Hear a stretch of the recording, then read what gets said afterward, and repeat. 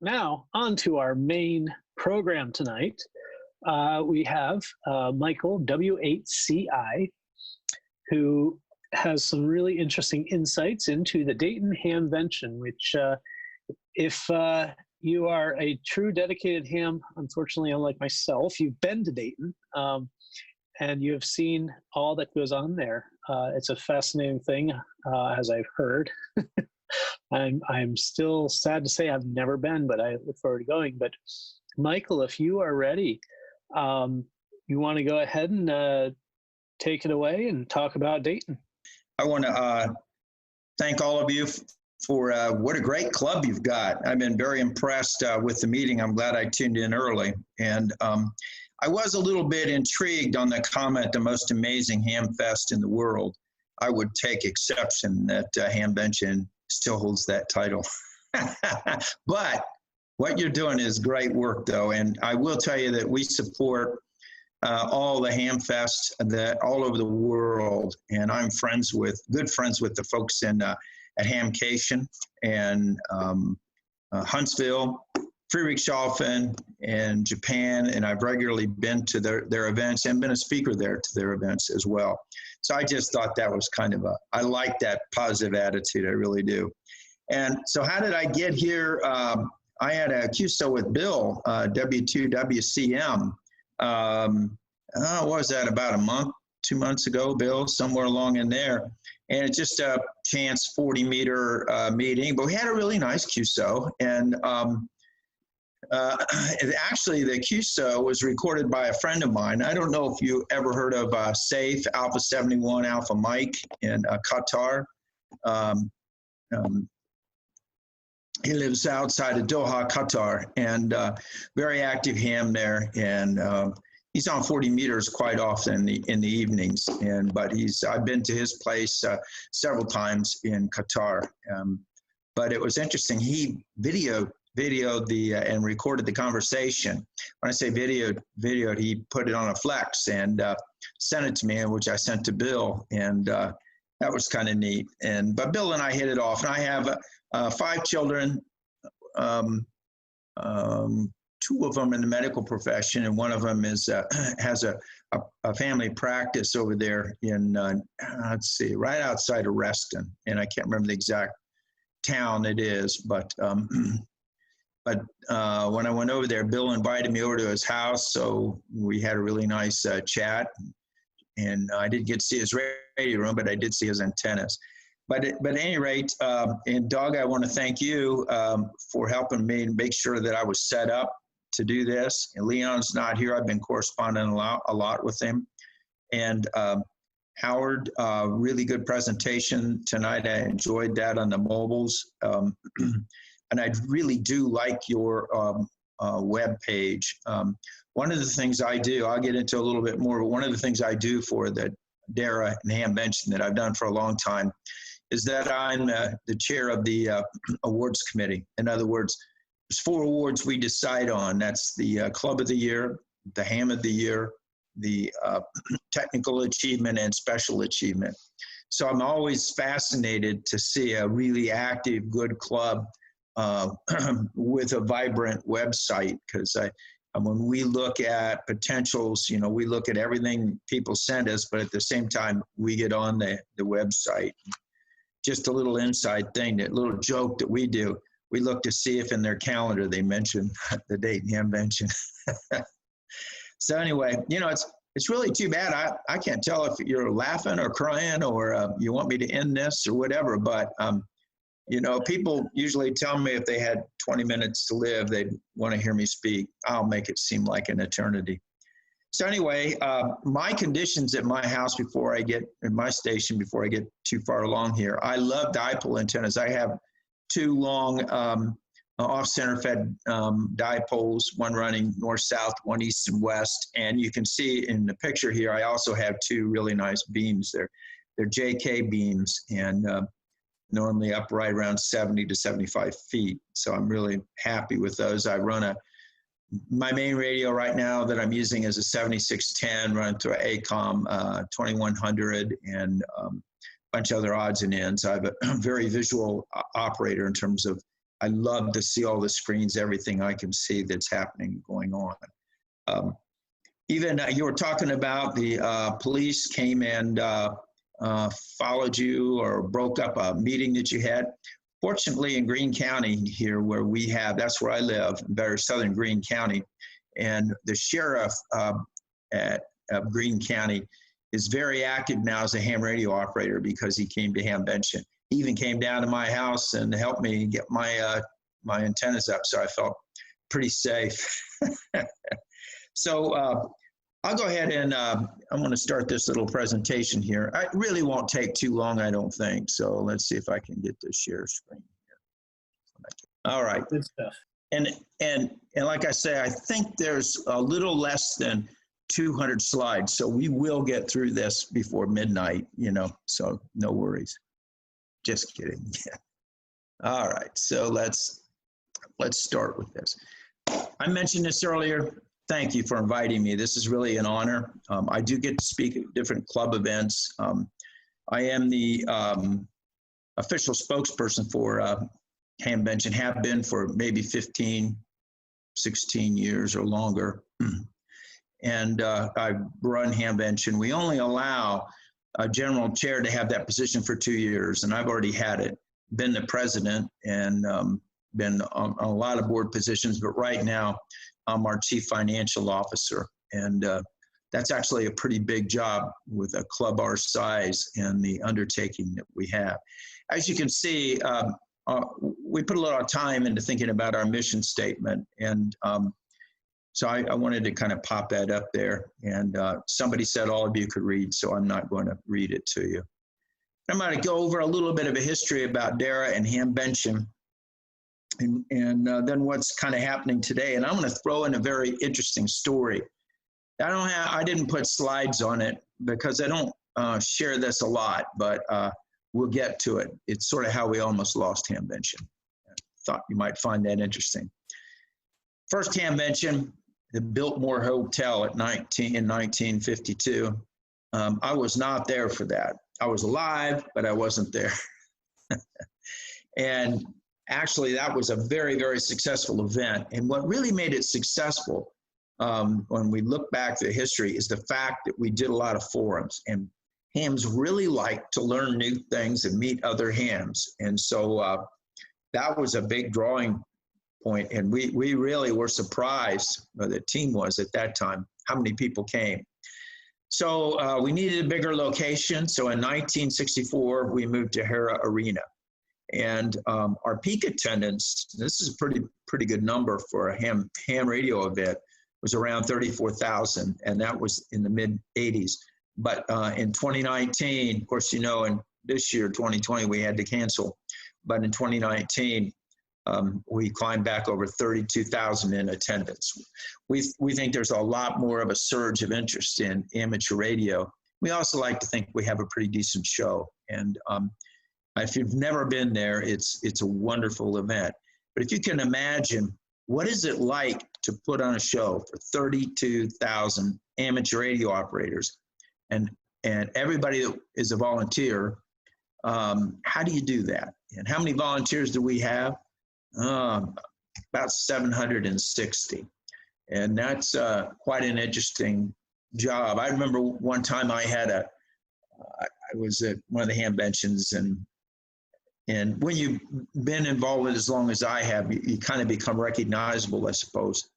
And so everything was running so smooth, and it was, so I was just listening to people, and I said, well, what do you got to complain about? And he said, nothing, this is just really wonderful, but we do want to give you one bit of advice.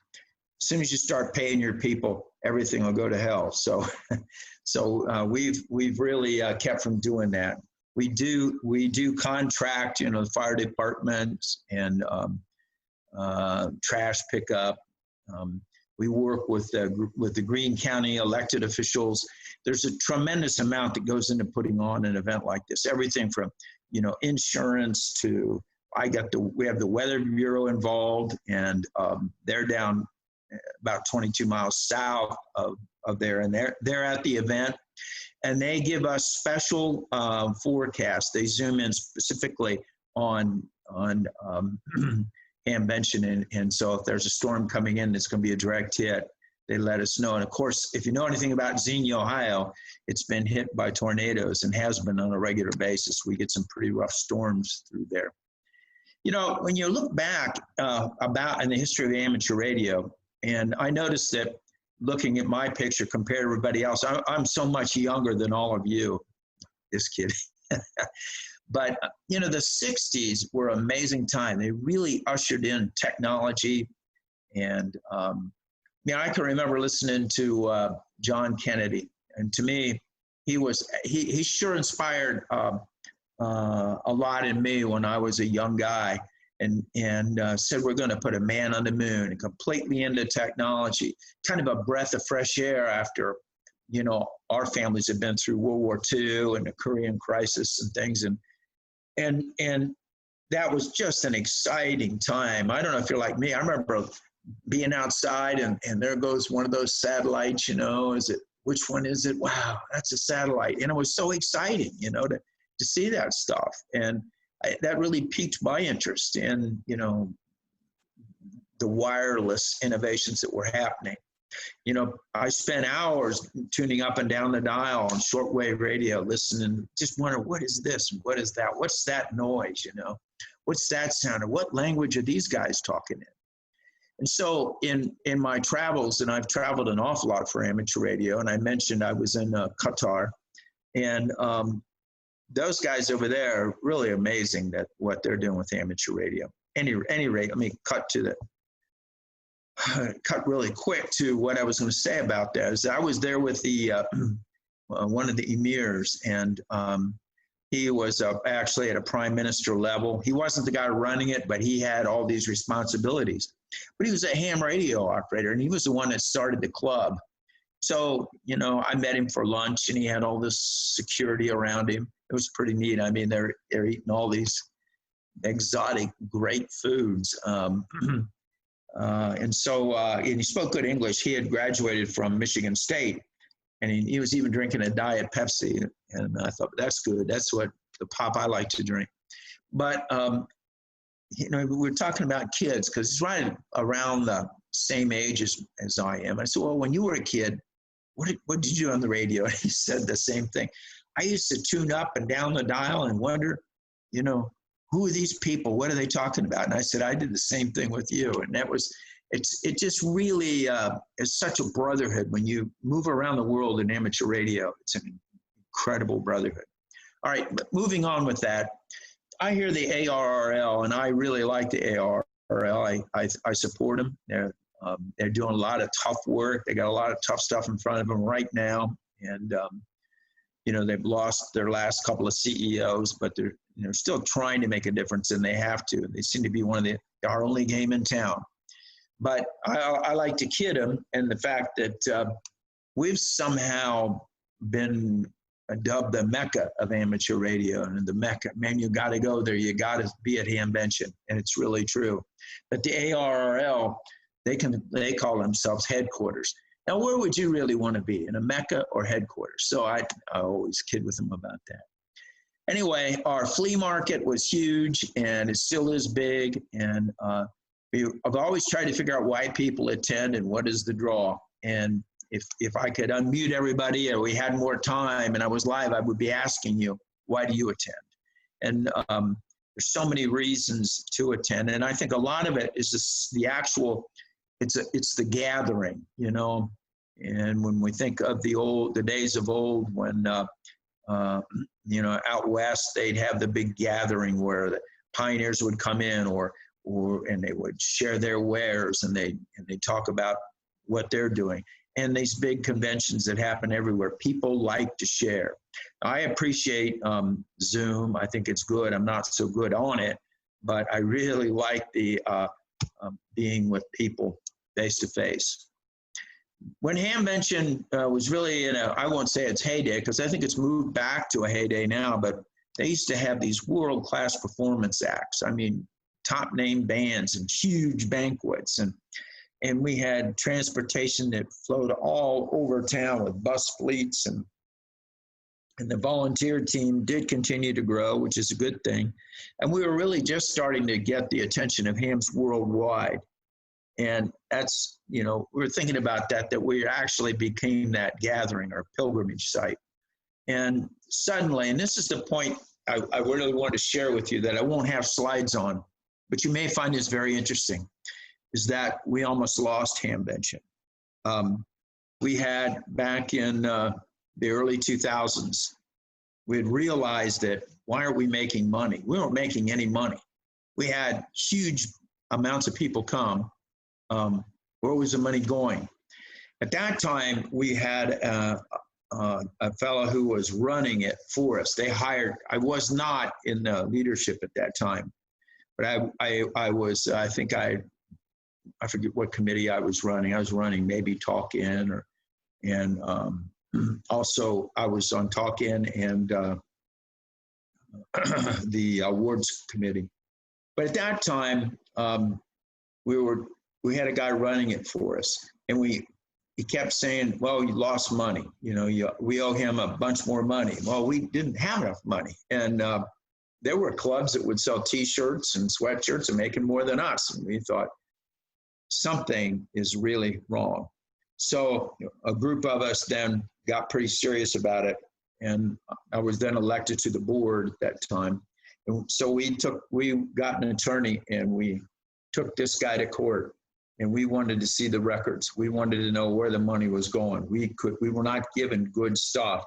So after a long, hard legal battle, we didn't get any money back. We did get a judgment against him. He was never allowed to put on another event like that ever again. And any money that he did have, he had to go to pay all the credit card companies and everybody else he owed before us. So then we were kind of stuck with, oh my God, what are we going to do? But we forged ahead, kept this a secret. Matter of fact, the attorney said, part of the deal was we couldn't talk about it for 5 years. So that made it even more difficult. So went to Hera Arena, and a lot of people hated Hera Arena. I'm sure you all have thoughts of it, and I got this question all the time. Why are you still with Hera Arena? Why aren't you leaving? Well, Hera Arena floated us the loan for 1.5 years. We didn't have to pay them until we got back on our feet. Same with the security people, same with all these people around town that we had bargained with and worked with. And we essentially had, a few $1,000 that we were working with to put on another Hamvention, and we did it. And so we were always very grateful to those organizations that stood by us, helped us, and especially Hera Arena. And I couldn't really tell this story for a long time, how close we were to actually losing Hamvention. But now we have some pretty strict rules on it, very strict financial rules, and it's running really well. We're financially in good shape, and the question might be, well, you didn't have a Hamvention this year. Are you going to have money to have one next year? Absolutely. We've been very careful to not only support organizations, but to keep money in place for it. So a few years ago, we knew Hera was actually sinking in terms of they couldn't keep it up. It was really, they had tax people after them. And I wrote a letter to IRS and asked them, please not to move on Hera Arena until after we had the Hamvention in 2016, because because the event was so far along and lots of people depended on it, and the IRS would have got a lot more money. They actually agreed. That was amazing. But we had a team of 6 folks, and which I was one of, to try to find a new location. And we settled on Xenia, Ohio. And that was really very challenging to move in 8 months an event that has respecting nearly 30,000 people. I can remember the first opening moments when the show opened in Xenia. I had camper there at the time, a fifth wheeler. So I got up, you know, I'm pretty kind of pacing and I'm looking, and then suddenly the gates open and people are coming in, and I thought, well, I'm going to hear about it one way or the other, and it went over well. So we learned a lot that first year. Of course, we had mud, and you know, we just hit that head on. There's an aerial view, partially, of Hamvention, and you can see those are actually very large buildings there. And in the back side of it, you can see where you have more parking, and in the front, there's even more parking. But what I'll show you is the flea market area in a minute. That's the flea market area. We have a lot of cross paths that traverse, and we finished that road up. Matter of fact, I was one of the guys that drove the tractor for hours on end getting that thing done. But pretty exciting, pretty big place, and lots of room there. So, and lots of good food.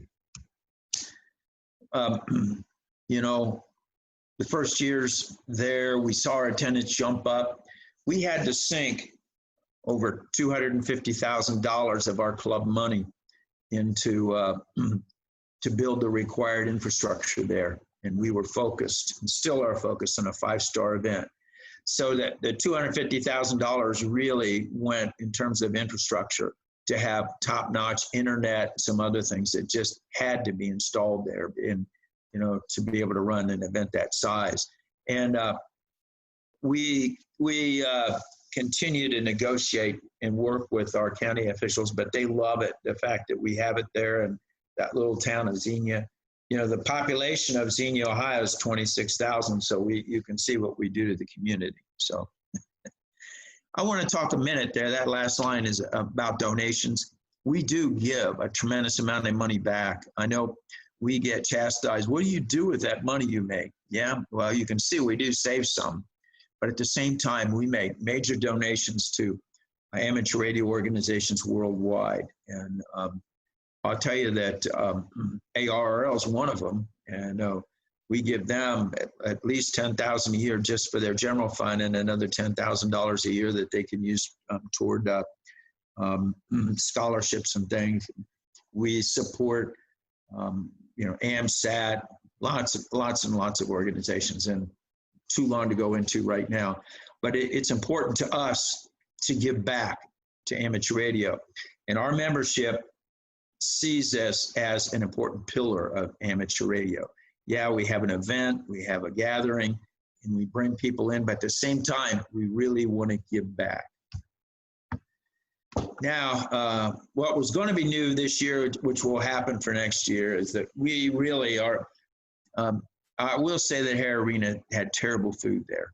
We have really excellent food. Greene County is about half of a rural community, so we have pork producers, the beef guys come in, and just really we go after the very best food trucks that we can get. Our forum rooms, we're improving the airflow in all of them, and so that we don't have loud blowers in there, and they're very, very nice. Parking and transportation issues. I mentioned that our sheriff is really involved.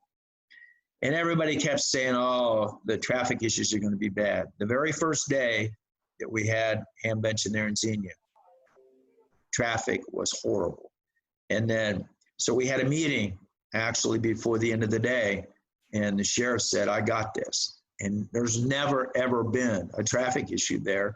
And you can see we have lots of people come. Our sheriff also has a new app that he has for Hamvention information, and you can get that app at our website, www.hamvention.org.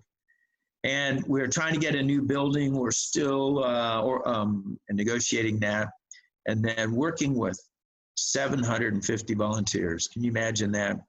I know if you're putting on that marathon, we have the Air Force Marathon, which is a big event, which unfortunately was canceled. But working with all the volunteers is quite the science, and I think. And so we all talk about it. We have a leadership team, that, the Hamvention Executive Committee, and there's about 5 of us, and I am a member of that. And so we make decisions in a collaborative manner. And then we're really good about commenting to each other and critiquing each other, helping each other be better. So our theme last year was, of course, amateur radio of the future. You know, when you think about it, going from spark gap to vacuum tubes to solid state, I mean, it's just really, really pretty exciting. If we had it on, I'd ask you what you see as the future of amateur radio. And I think we live in the golden age of amateur radio right now. I really, really do. Like I say, I've had an opportunity to travel throughout the world for amateur radio and know people from all over the world. And it's just been an exciting journey for me, and to see what different people are into. You know, I've been to India a few times, and in India, they are just growing leaps and bounds in amateur radio. And was helping them this week to find a place where they could secure some equipment, because they're having communication problems with the COVID crisis. And I think we got them lined out. They bought like $10,000 or $12,000 worth of equipment. Anyway, moving on, some final thoughts, as I know you guys have been here a long time, almost a 2-hour meeting, but I wanted to talk a minute about Hamvention. If you've been there, you usually have an opinion. An opinion can be, man, I'll never go there again. It was the mud was there. I'll never go there again. It rains every time. I won't go there again because blah, blah, blah. But that's on one side of the spectrum. But on the bigger portion of the spectrum, people go there and have a wonderful time. There are so many events in the evenings. I don't know how, I hardly get any sleep that week, because I have Hamvention. I'm there early in the morning. Sometimes I'm at a breakfast and speak at a breakfast. Contest University, I don't know if you've ever been to that. My friend Tim Duffy puts that on. I've been the welcoming speaker for that for a few years. And great event. And then in the evenings, there are events all over the region. So there's a couple different ways that you can look at Hamvention. If you look at Hamvention, you're going to come back and you're going to have a story. You're going to have a story, one way or the other. There's no way around it. There's always something that happens, either good or bad, but you want to take everything in stride, because, you know, ham radio operators, the way we like to say it, we take a slamming and we keep on hamming. So just remember this, that we're not professional show producers, but we're just a group of hams, just like you guys. And we're trying to maintain and strengthen an important pillar of amateur radio. If you ever get there, though, or you're at any amateur radio event, you sure as heck better think of volunteer, because some volunteers, I mean, whether they're parking cars that are running the whole event, they got their heart into it. They're trying to make it happen so that other amateur radio operators or other people can enjoy it. So wish I could have seen you at Hamvention this year, and just curious if any of you celebrated on the QSO party that we had on May 16th. And that was a great QSO party. And my friend Tim, K3LR, helped me get that organized, and I thought it was just wonderful. So with that, I'll open it up to any questions and comments that you might have. Go ahead. Go ahead, Frank. Yeah, that's when we used to have a guy there running the Hamvention. I think his name was Red, and he for years and years in the old down home there here, and we're all over Virginia and all over Eastern Coast, really. But do you know him, or do you remember him? I think they called him Red. Red. Boy, you know, I've met thousands of people, but was he part of the DARA group? Might have been. I can't remember his name now, but I haven't heard from him in a long time. And he was president of the club several years, and he ran the Hamvention several years, back in, 20, 30 years ago. I should know him then, but the name Red's not ringing a bell with me. I'm sorry, Frank. I'd like to know who that was. Mike, oh, sorry. Go ahead, Kevin. Yeah, Michael, I don't have a question, I have a statement. When I heard that Hara Arena was closing, I have to say I was very impressed about how quick you got it done. I mean, I was impressed that you managed to put it down. And yes, everybody's complaining about the mud. Well, guess what? A lot of people have said, yeah, we got the mud, everything else was fine. So I wish I could have gone. I've only been to Hara. My first ever pilgrimage to Dayton was in 2009. So I definitely got to experience Hara. Well, come on back and experience Xenia, Ohio with us. And yeah, I know that very first year, since we had so much mud, I was kidding around. I was on a lot of the internet shows after that, and I would tell people, you know, if you're really interested, we are actually selling 2017 mud in jars from commemorative mud. And then I'd kid around and I'd tell people, you know, we have that problem licked next year. DARA's going to have a booth and we're going to sell boots. So you can go in there and we'll sell the boots just at whatever they cost us. I was just kidding, but at the same time, it was one way to face a lot of adversity that we had. You know, that I'm never going back again because of the mud. Well, you know, give us a break. You're not a true fan if you can't handle some mud. Right, right. By the way, I do remember Xenia because I was living in Minnesota at the time, and I came from Omaha, and Omaha, Nebraska was Tornado Alley, and I heard what happened. I've heard I think Xenia got hit twice, so I was always a little bit nervous about what's going on with Xenia. I'm just glad they got something going there again. That's it for me. Thanks. Rudy W4UKE. I have a question. You know, I've always wondered what we could do at the Hamvention or our local Hamfest or whatever to attract the younger people. I was wondering what you have going on there that might be a benefit to us. And when I say younger, I'm talking, you know, maybe 16 years old and up. But I'm worried about the hobby. You know, the hobby is like you and me and a lot of members of our club, unfortunately. And we're not going to be around here forever. And I'm wondering whether you have some secret to get some people to come to these things, younger folks. Well, I don't know that it's a secret, but I'll tell you, we do talk about that. We're very concerned about it.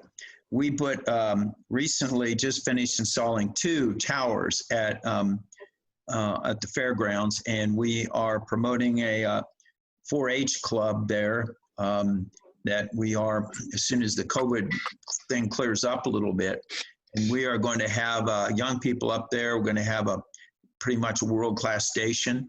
We have them involved. We bring Carol Perry, who's a really good friend of DARA and Hamvention. And Carol, of course, has that really good youth forum.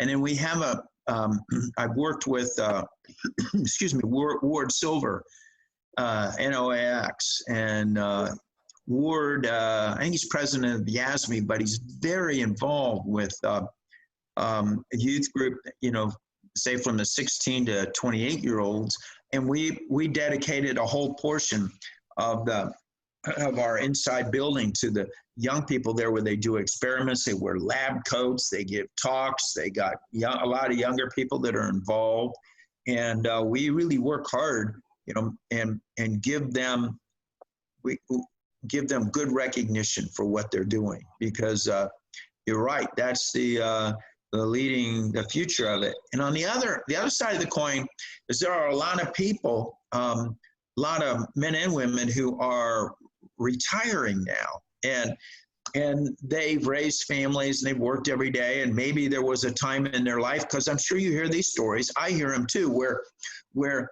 I used to be really into amateur radio, I was going to get my license, or I let it lapse, but life got in the way.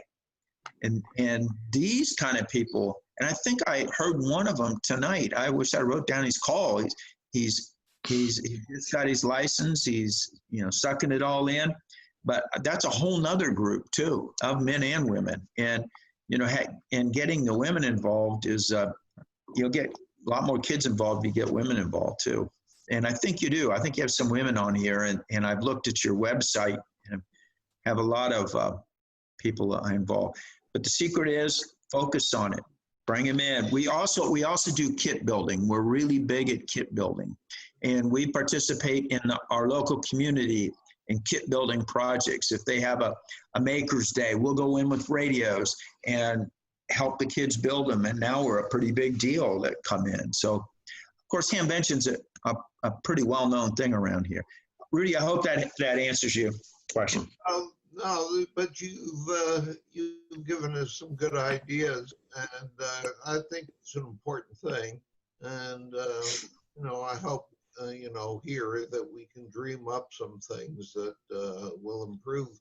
And you're right about the second time arounders. There's a lot of those that life has taken them away from the radio, and they're back again. So thanks again. You've been a It's always strange for me to say I'm a second time arounder, even though I'm in my late 30s, and in my 20s is when I got my license. I think it definitely, you catch those people who went through college life, went through their 20s, not even thinking about it, and yet came back and did it. I think there's so much to offer that we just have to put it out there. And I think you heard earlier about our Maker Committee. I think Dean is doing an excellent job of really making our Maker Committee appealing. And I think we have a lot to learn from everything you do out there in Dayton and Xenia to really understand what we can do as a club to evolve as well, for sure. I was impressed with Dean talking about his project almost from scratch. I was real impressed with that. That's good work on that one. Yeah, you get to find a project, maybe it's not quite as intense, or maybe that's intense enough that you can get some young people doing it too. But, partner with some schools. We do that. As a matter of fact, our Xenia community schools, which is a big portion of Greene County, they close down during Hamvention. They get all free passes, whatever they want to do. So that's awesome. Just curious on the schools. What else do you guys do with the schools or in conjunction with the schools there? Well, we have a big van. I mean, it's a big radio van, an emergency van. I mean, it's huge. We put too much money into it. I think we got $600,000 or $700,000 in it. But we take that to the schools and we put on demonstrations of how all that works. And then we sponsor, the ARL has this teachers, I forget what they call it. It's a thing they like teachers workshop or something. Yeah. Right. And Mary Hobart and myself kind of dreamt that up many years ago, and we put a lot of money into helping that go. And there's other clubs that are, of course, helping it now. And, getting teachers involved with it so they can learn and get excited and show their students what that's about. And one other aside is that there's our director of our Greene County library system, and there's several libraries in Greene County. He got his license just recently, and so did his daughter. And so now we'll be doing a whole lot more with him at the library, and maybe he has a makerspace there. We'll put a station in there, and then he'll be able to help people in that. So yeah, it's just a matter of plugging away at it, looking for the opportunity. That's it.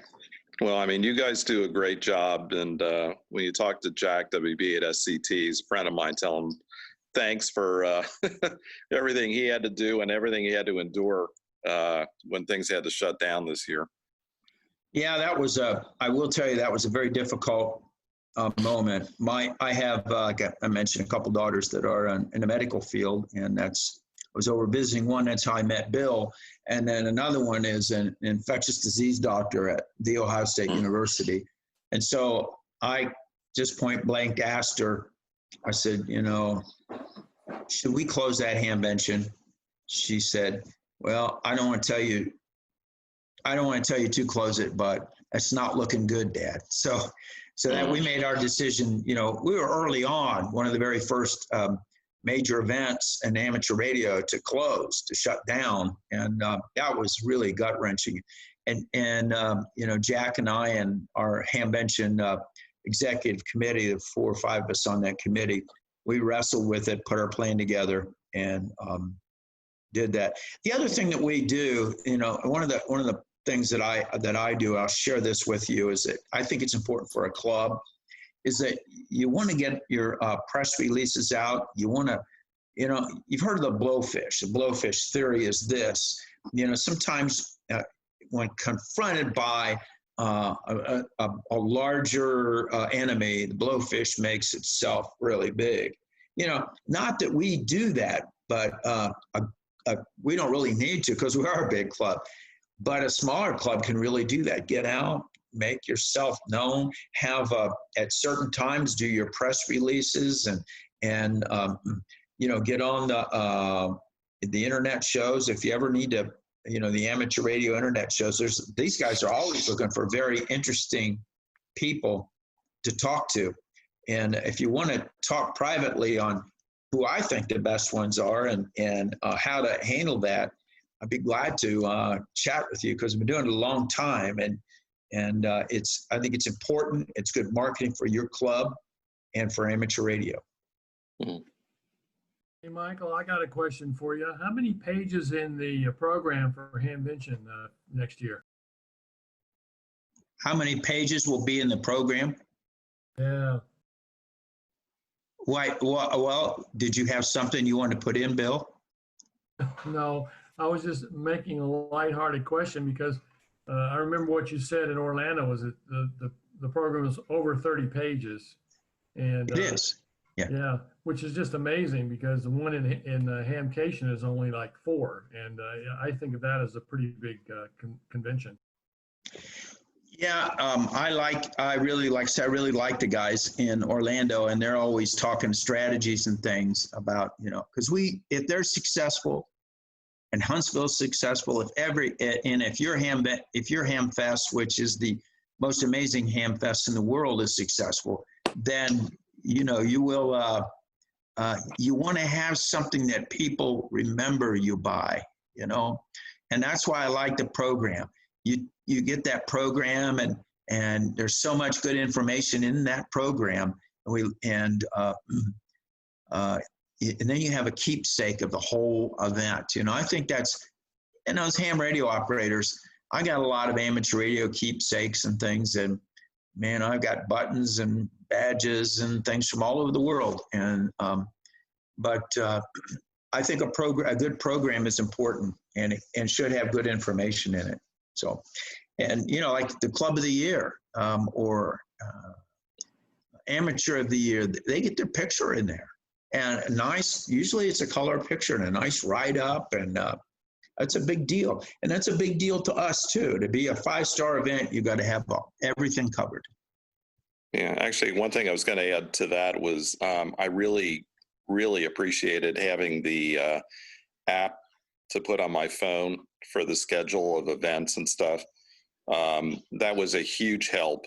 The other one I wish I had was like a note-taking app with that as well.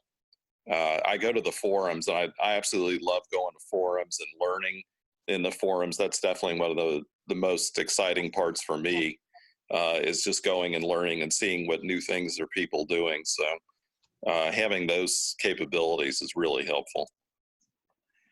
That's really good to know. I forgot to mention that app, but stay close to our website, and as the year goes on, we will be improving it. And by the way, my friend Jack, those beams in the back, on the background of my picture there, he came over and helped me put those up too. He gave me a lot of moral support, and a lot of, damn, I got beam envy.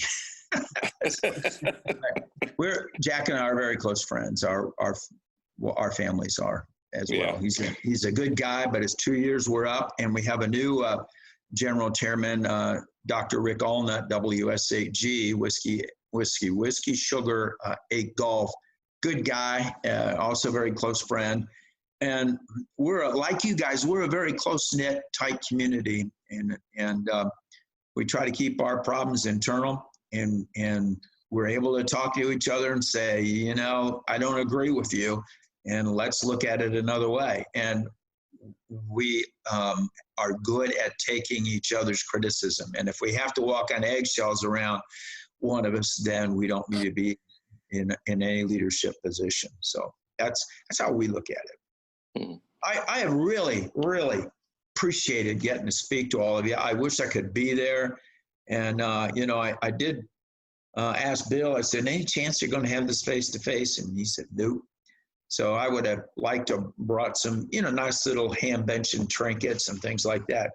But I do hope that next year when you come to our gathering, as we kind of term it now, look me up. Yeah, I'm easy to find, and just tell me, remind me, you know, where you met me. And usually I got some really nice collector's buttons and things like that. And, but I'd just like to say hi to you. Hope you make it. If you've never been there, Andrew, I'm telling you, it's okay, Andrew. It's okay. You know, well, my wife is from that part of Ohio too, so it's even worse. Who lives there? My wife is from that part of Ohio, so we've been talking about going for a long time. And Well, yeah. I got to get there. It's Yeah, you know. that's all right. You know, you can talk about it the next 5 or 6 years, and then you can get Yeah. there. No, I'm giving you a little bit of a bad time, but you guys keep me posted of what's happening in your club. You got a great club, and I learned some things tonight. Thank you so much for hanging in here late to listen to me blather on. But let's all just keep on hamming, take a slamming, and keep on going forward. Thank you. Well, All right. Thanks so much. Be safe. That was so good. Thank you. Amazing to hear so much. Really enjoyed that. So thank you so much for coming out tonight and joining us. This has been really great. And like I said, I will try to make it. And yeah. So that being said, I think tonight, I mean, that was, I enjoyed learning so much about Hamvention and its history. So hope you all enjoyed that as well. At this point, I think we can adjourn to the casual part of the evening. So anybody who wants to stick around and chat is fine. But I think we're going to have to call it a night at this point. So thank you all for joining Vienna Wireless this evening. And hope you have a good weekend and next couple weeks until we meet again.